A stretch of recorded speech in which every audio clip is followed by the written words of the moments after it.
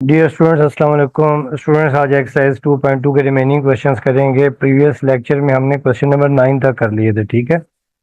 अब ये question number 10 है।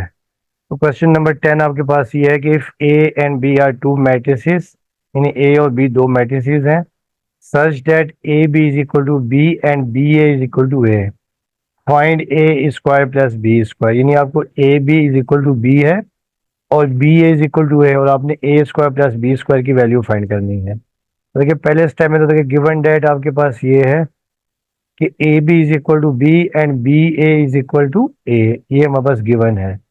और we have to find A square plus B square, ये हमने फाइंड करना है। A square plus B square की वैल्यू आपने फाइंड करनी है। तो देखिए स्टूडेंट्स, आप A square plus B square को लिख सकते हैं, ए स्क्वायर को आप ए मल्टीप्लाई बाय ए लिख सकते हैं, और प्लस बी स्क्वायर को बी मल्टीप्लाई बाय बी लिख सकते हैं, ठीक है। अब आपने ए एज इट इज लिखा, और फिर देखें ये जो ए है, अब ये जो ए है ये बराबर है बी ए के, तो आपने यहाँ पर ए की जगह पर बी ए की वैल्यू पुट कर दी, ठीक है। फिर प्लस बी, और फिर देखिए जो बी आपके पास है, जो बी है वो आपके पास ए बी के बराबर है, तो अब आपने बी की जगह ए बी की वैल्यू रिप्लेस कर दी, ठीक है। अब हमने यहाँ पे एसोसिएट प्रॉपर्टी यूज की है, और हमने देखें ए बी, ए यानी बी को आपने ए के साथ अरेंज कर दिया, ए बी इंटू ए, और यहाँ पर देखिए बी ए इंटू बी, आपने एसोसिएटिव प्रॉपर्टी यूज कर दी। अब देखें, अब आपके पता है कि जो ए बी है, देखिए जो ए बी है वो, ए बी जो है वो बराबर है बी के है। इस ए बी की जगह आपने, इस ए बी की जगह आपने ये बी लिख दिया, ठीक है, into A as it is आ गया। और यहाँ पर देखिए बी ए है, तो बी ए की जगह आपने रिप्लेस कर दिया ए, ये ए रिप्लेस कर दिया।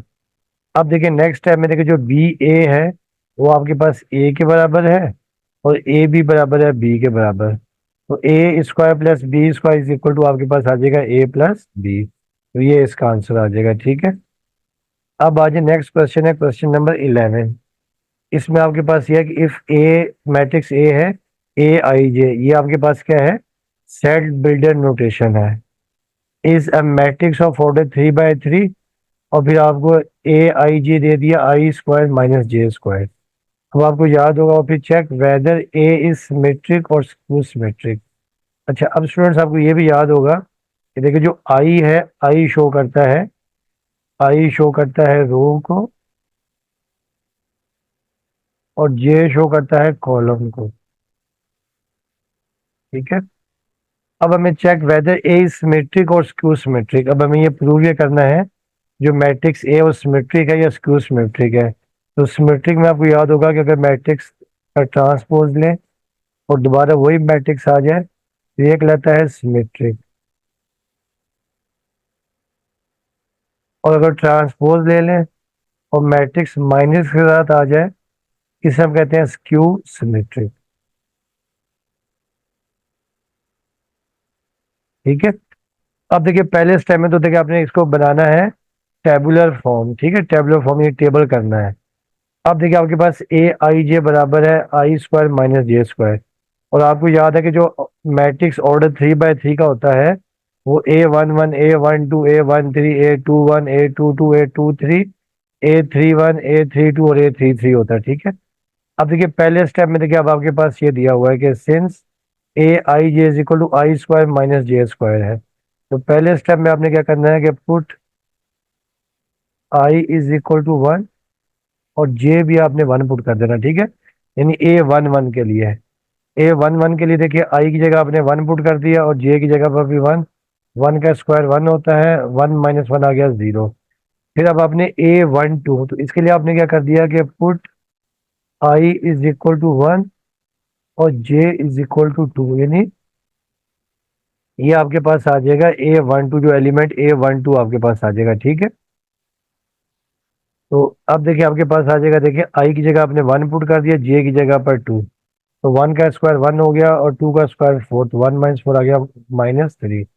फिर देखिए अब आपने A13 निकालना है, तो A13 के लिए आपने put I is equal to 1 और जे आपने ले लिया 3, तो 1 का स्क्वायर 1 हो गया, 3 का स्क्वायर 9 हो गया, 1 - 8 आपके, 1 - 9 आपके पास आ गया -8।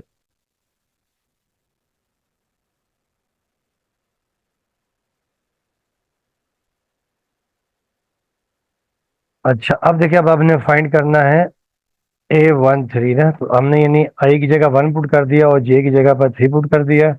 1 का स्क्वायर 1, 3 का स्क्वायर 9, 1 माइनस 9 आपके पास आ गया 8। अब आपने सेकंड रो फर्स्ट कॉलम, तो अब उसके लिए हमने क्या कर दिया कि put I is equal to 2 और जे इज इक्वल टू 1, यानी सेकंड रो फर्स्ट कॉलम। तो ये आई 2 का स्क्वायर 4 हो गया और माइनस 1 का स्क्वायर 1, 4 माइनस 1 3 आ गया। अब आपने A22, तो A22 के लिए हमने क्या कर दिया कि पुट ए अपना आई इज इक्वल टू 2 और जे भी आपने 2 पुट कर दिया, ठीक है। ये 2 का स्क्वायर 4 हो जाएगा, ये 2 का स्क्वायर 4, 4 माइनस 4 0 आ गया। अब A23 यानी सेकंड रो थर्ड कॉलम, तो put I is equal to 2 and j is equal to 3।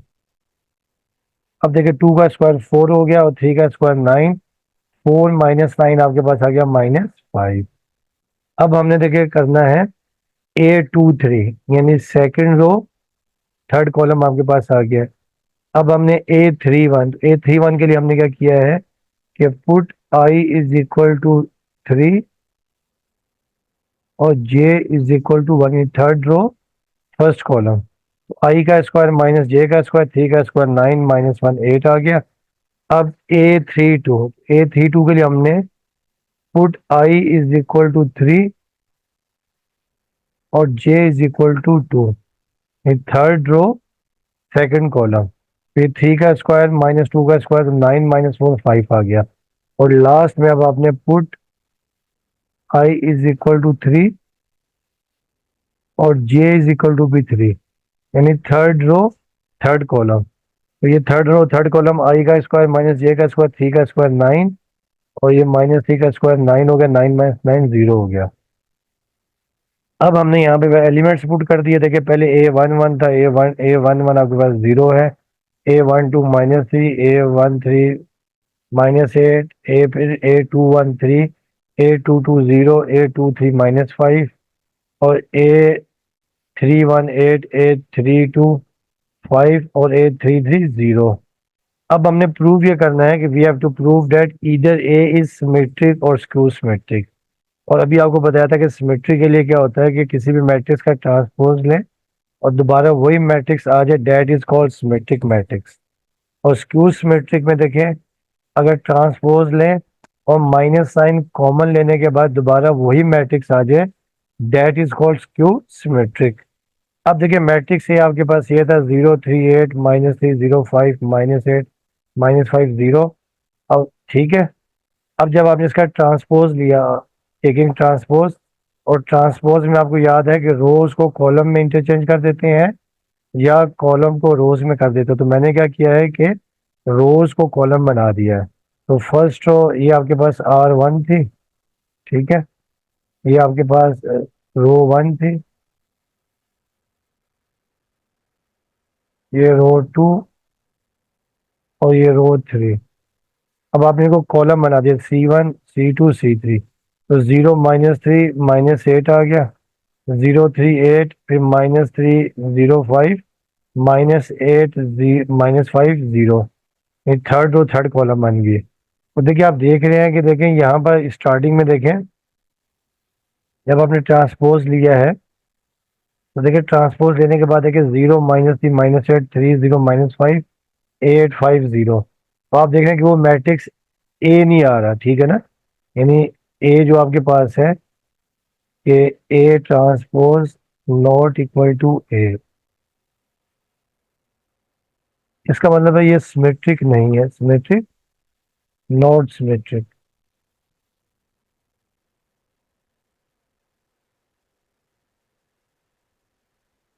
अब मैंने क्या किया है कि इस मैट्रिक्स में से मैंने माइनस साइन कॉमन ले लिया है।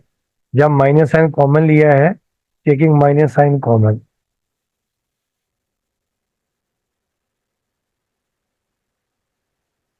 -1,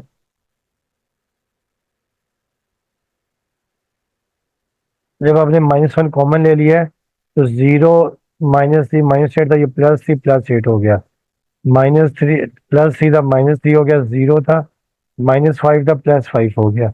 और 8 भी -5 हो गया, 5 भी -5 हो गया और ये 0।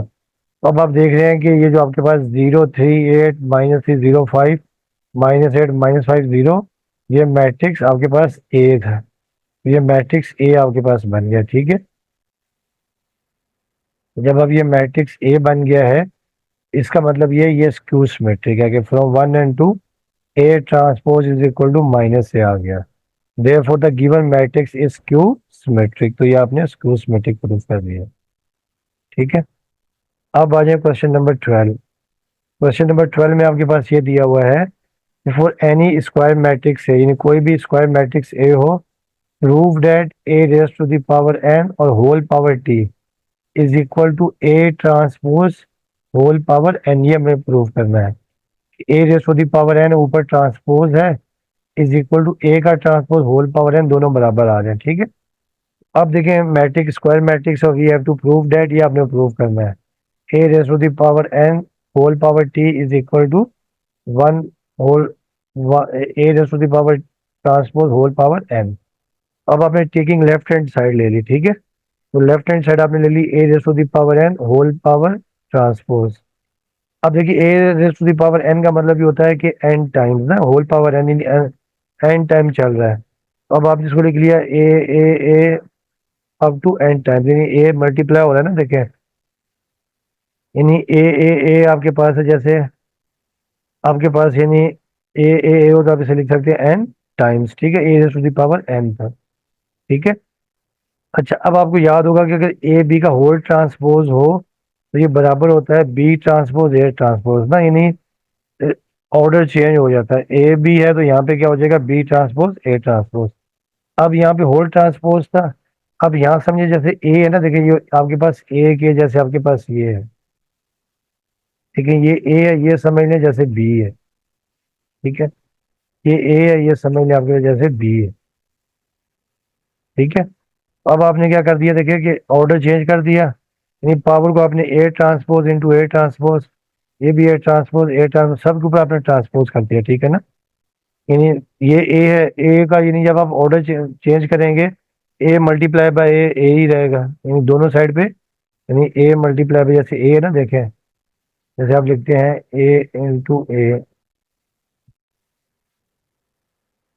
ये ए इंटू ए, यहाँ पर ए इंटू ए, क्योंकि ए ही है तो दोनों तरफ पोजीशन चेंज करने से फर्क नहीं पड़ेगा। तो आपके पास ए ट्रांसपोज सब के ऊपर आपने होल ट्रांसपोज कर दिया, ठीक है। अच्छा, अब देखें अब ये सब के ऊपर ट्रांसपोज था, अब ए ट्रांसपोज यानी एन टाइम्स था। अब आपने क्या कर दिया कि ए transpose up to n times, ठीक है। एन टाइम्स, चाहे तो आप यहाँ ब्रैकेट में लिख दें।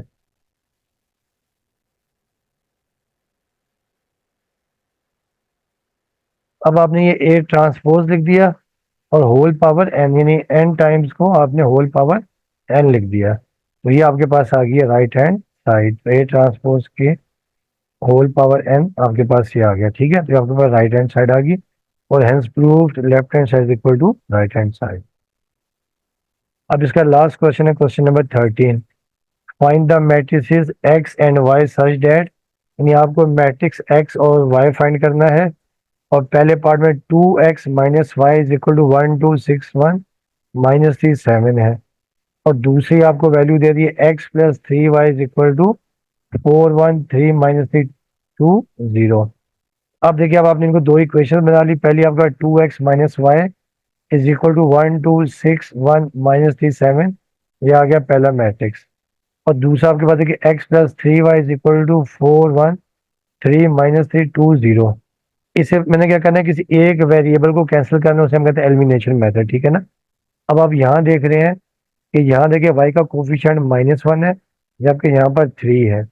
अब हम लोग क्या करेंगे, इक्वेशन नंबर 1 को मैं 3 से मल्टीप्लाई कर रहा हूँ, इक्वेशन 1 को 3 से मल्टीप्लाई कर रहा हूँ ताकि ये 3y हो जाए। जब इक्वेशन 1 को 3 से मल्टीप्लाई कर दिया, 2 3 6x हो गया, -3y, और मैट्रिक्स को भी आपने मल्टीप्लाई कर दिया 3 इंटू मैट्रिक्स 1 2 6 1 -3 7। तो अब आपने सबको मल्टीप्लाई कर दिया, देखिए 3 1 3 तमाम एलिमेंट्स है, 3 2 6 3 6 18 3 1 3, और 3 इंटू -3 -9 3 7 21। अब देखिए यहाँ पे इनके कोफिशिएंट्स हो गए सेम, ये हो गया देखिए 3y, और यहाँ पे भी देखिए आ जाएगा +-3y। अब आपने बाय एडिंग इक्वेशन 2 और 3, यानी 2 और 3 को आपने ऐड कर देना है। तो लेफ्ट हैंड साइड लेफ्ट में ऐड होगी, right hand side right hand में होगी। इक्वेशन 2 की लेफ्ट हैंड साइड x+3y है, ये लिखा आपने, और इक्वेशन 3 की लेफ्ट हैंड साइड 6x-3y है। और इक्वेशन नंबर 2 का जो मैट्रिक्स राइट साइड पे वो ये है 4 1 3 -3 2 0, और इसका मैट्रिक्स ये है 3 6 18 3 -9 21। अब 3y से -3y कैंसिल, x+6 आ गया 7x।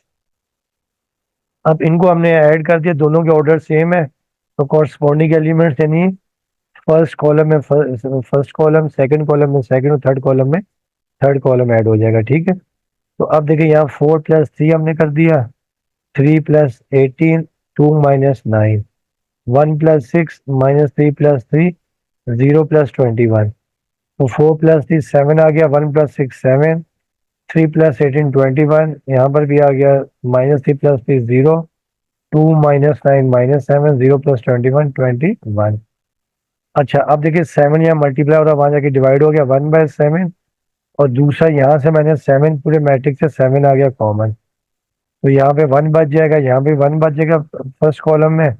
यहाँ 7 3 था 21, और ये 7 0 0, ये -7 था -1 बच गया, और यहाँ पर 21 था 3 बच गया। अब ये 7 से 7 कैंसिल, तो ये आपका मैट्रिक्स एक्स आ गया 1 1 3 0 -1 3। अब आपने वाई फाइंड करना है, तो वाई के लिए देखिए हमने क्या किया, जो इक्वेशन आपके पास थी 2 वो लिखी मैंने, x+3y is equal two matrix 4 1 3 -3 2 0। अब देखिए x यहाँ लेफ्ट पे हो रहा है प्लस, राइट पे जाके हो गया माइनस, तो ये आ गया -x, और x की जगह जो मैट्रिक्स x हमने फाइंड किया था वो आपने पुट कर दिया 1 3 0 -1 3। अब आपने ये दोनों मैट्रिसेस को माइनस कर दिया, फर्स्ट कॉलम से फर्स्ट कॉलम 4 -1 1 -1, फिर 3 -3 -3 -0, फिर 2, और ये माइनस माइनस +1 हो जाएगा 0 -3। तो ये आपके पास आ गया 3 0 0 -3 3 -3। अब आपने यहाँ से 3 कॉमन ले लिया पूरे मैट्रिक्स से, तो पहले कॉलम में 1 और 0 बच गया, फिर 0, सेकंड कॉलम में 0 -1 बच गया, थर्ड कॉलम में 1 और -1 बच गया, 3 से 3 कैंसिल, तो ये आपका मैट्रिक्स y बच गया 1 0 0 -1 1 और -1। तो देखिए स्टूडेंट्स, ये आपके पास इसका आंसर आ गया, मैट्रिक्स x भी आ गया और मैट्रिक्स y भी आ गया। तो स्टूडेंट्स, उम्मीद करता हूँ कि आप लोगों को समझ में आया होगा। बाकी आपसे रिक्वेस्ट है कि चैनल को लाइक करें और सब्सक्राइब करें, और साथ में अपनी फीडबैक भी दें, और कोई पार्ट या कोई क्वेश्चन अगर समझ में ना आए तो आप कमेंट सेक्शन में कमेंट लिख सकते हैं। ठीक है, बाकी आपका बहुत बहुत शुक्रिया स्टूडेंट्स। अल्लाह हाफिज़। इंशाल्लाह नेक्स्ट लेक्चर में एक्सरसाइज 2.3 स्टार्ट करेंगे।